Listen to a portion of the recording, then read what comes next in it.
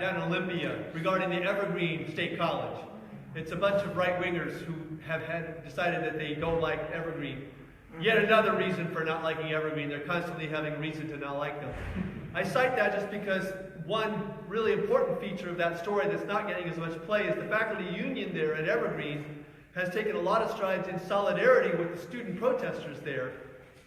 And one of the more important things that they've done is passed a memorandum of understanding whereby the faculty are now all going to agree to meet this summer to learn about how they can be more effective in teaching students of color in their classes. It's a really wonderful gesture, and the fact that the union has taken leadership on that is a great way to engage those students, to recognize that there's partners and other people that they can work with for the future. Sometimes students get a little bitter in classrooms, having old fuddy-duddy professors like Lynn and me standing up in front of the room.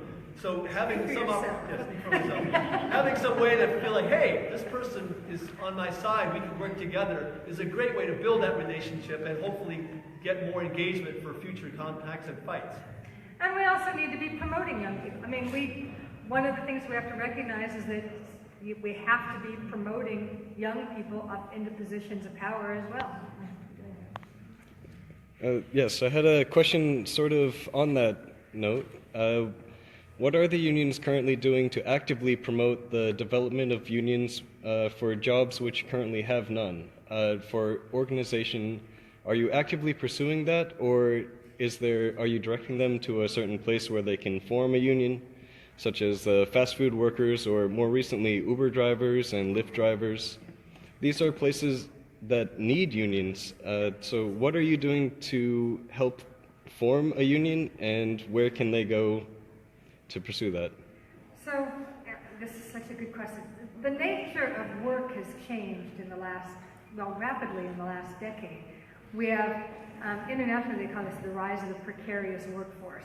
So many more people who are underemployed, who are considered independent contractors like Uber drivers, even though they clearly work for Uber, but they don't get they don't get workers' compensation, they don't get Social Security, they don't get minimum wage necessarily, right? No, they have to. So the State Labor Council we organize organizers, I guess. So our unions are working on organizing in those areas. So Teamsters, for example, right now are working with Uber drivers. And oftentimes what will happen is machinists are doing a lot of organizing all around the state. So you have a union that might see a need somewhere and so goes and starts to organize. There's also been a big push to raise standards for fast food workers, organized fast food workers. Really difficult. I mean, these are difficult populations to organize. So oftentimes the union will say, this is an area that looks like needs to be organized, which isn't everywhere, and go. Oftentimes people will call. They might call us and say, we're interested in a union in our organization. Who can we contact? And then we'll get them in touch with one of the unions that's organizing in their area. So but there is, I mean, we need to not only put a lot more resources than we do into organizing many unions, we also need to work more closely together, unions working more closely together in those organizing campaigns. And think about new creative ways of organizing, because it is a different workforce. I just want to add to Lynn's point about that creative new ways of organizing. The other thing that the State Labor Council has been especially helpful in is recognizing alternative formations of labor-affiliated groups like worker centers. Casa Latina here in Seattle is a nationally recognized alternative model of helping low-income workers organize and get better wages, even though they aren't officially in a traditional labor union sort of structure.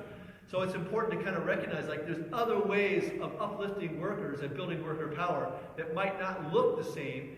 And I think it's wonderful that we've got a Labor Council leadership willing to kind of recognize other possibilities and other ways of making that happen. We need to do more of that kind of thing. But it's also, you can't underestimate the impact of community pressure when organizing is happening. Right now, for example, SEIU 6 is trying to organize security officers at Amazon.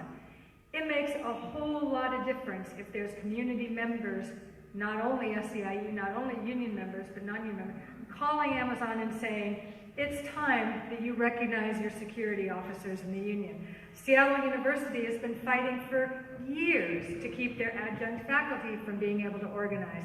It makes a big difference when community members, when students call and say, stop, and this is a Jesuit university.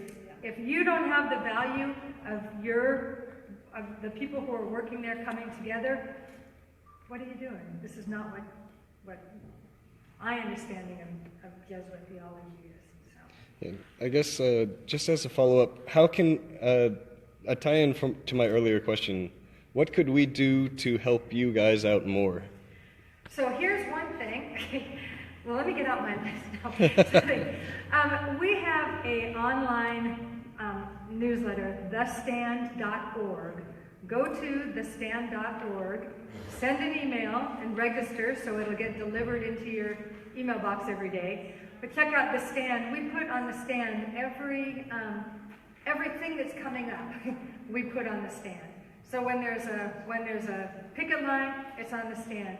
And it's very issues oriented. So here are the issues that we're working on, here are the issues that we're fighting about, and plus our entire staff at The Stand, David Groves, is brilliant at gathers so much information from around the country and the world, really, every single day. So thestand.org should be on everybody's news feed.